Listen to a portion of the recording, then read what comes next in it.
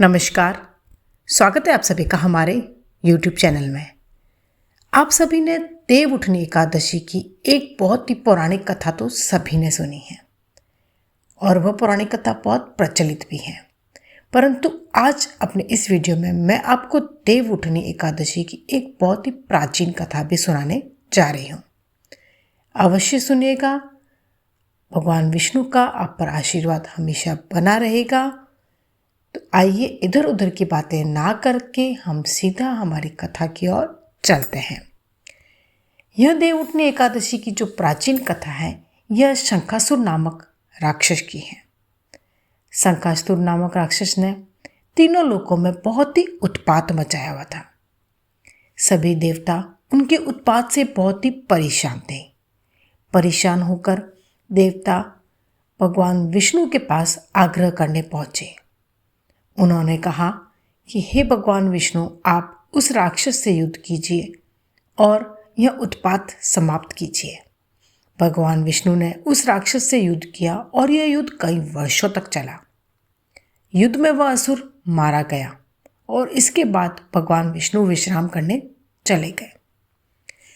कार्तिक शुक्ल एकादशी के दिन भगवान विष्णु की जब निद्रा टूटी थी, तब सभी देवताओं ने भगवान विष्णु की पूजा की। शिव महापुराण के अनुसार पौराणिक समय में दैत्यों का राजा दंभ हुआ करता था। वह बहुत ही बड़ा विष्णु भक्त था।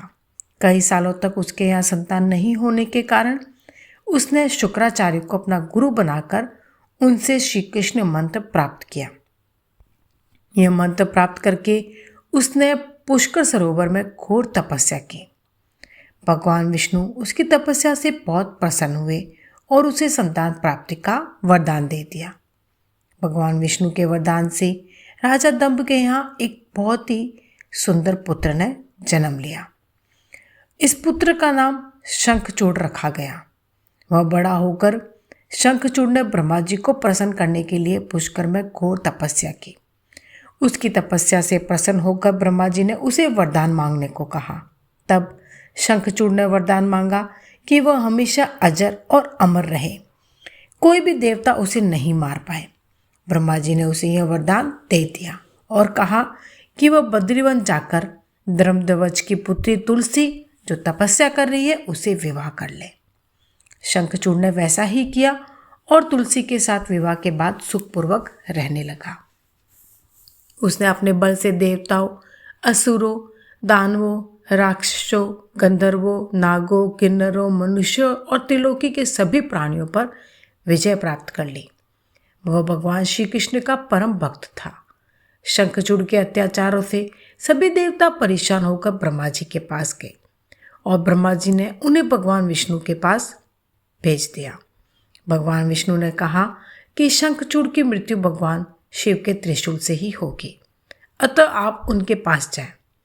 भगवान शिव ने चित्ररथ नामक गण को अपना दूत बनाकर शंखचूड़ के पास भेजा। चित्ररथ ने शंखचूड़ को समझाया कि वह देवताओं को उनका राज्य लौटा दे, परंतु शंखचूड़ ने मना कर दिया और कहा कि वह महेश्वर से युद्ध करना चाहता है। भगवान शिव को जब यह बात पता चली तो वे युद्ध के लिए अपनी सेना लेकर निकल पड़े। इस तरह देवता और दानवों में घमासान युद्ध हुआ, परंतु ब्रह्मा जी के वरदान के कारण शंखचूड़ को देवता नहीं हरा पाए। भगवान शिव ने शंखचूड़ का वध करने के लिए जैसे ही अपना त्रिशूल उठाया, तभी आकाशवाणी हुई कि जब तक शंखचूड़ के हाथ में श्री हरि का कवच है और इसकी पत्नी का अस्तित्व अखंडित है, तब तक इसका वध असंभव है। आकाशवाणी सुनकर भगवान विष्णु वृद्ध ब्राह्मण का रूप धारण कर शंखचूड़ के पास गए और उससे श्री हरि कवच दान में मांग लिया। शंखचूड़ ने वह कवच बिना किसी संकोच के दान कर दिया।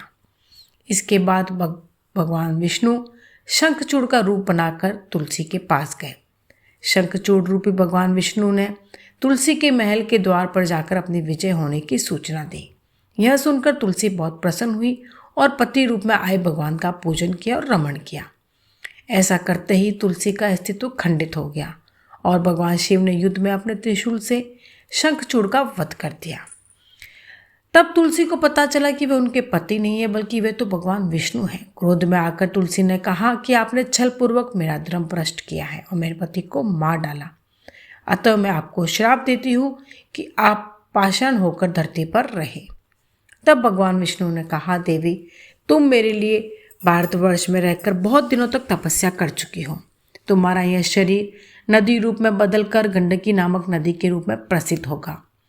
तुम पुष्पों में श्रेष्ठ तुलसी का वृक्ष बन जाओगी और सदा मेरे साथ रहोगी। तुम्हारे श्राप को सत्य करने के लिए मैं पाषाण अर्थात शालिग्राम बनकर रहूँगा। गंडकी नदी के तट पर मेरा वास होगा। देव प्रबोधिनी एकादशी के दिन भगवान शालिग्राम और तुलसी का विवाह संपन्न कर मांगलिक कार्यों का प्रारंभ किया जाता है।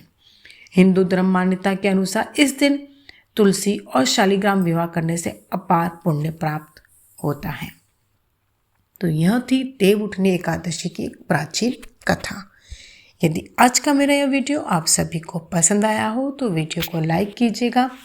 चैनल पर पहली बार आए तो चैनल को सब्सक्राइब किए बिना ना लौटिएगा, क्योंकि आपको मेरे इस चैनल पर इसी प्रकार धार्मिक जानकारी, ज्योतिष से संबंधित जानकारी से बहुत से वीडियोस मिल जाएंगे।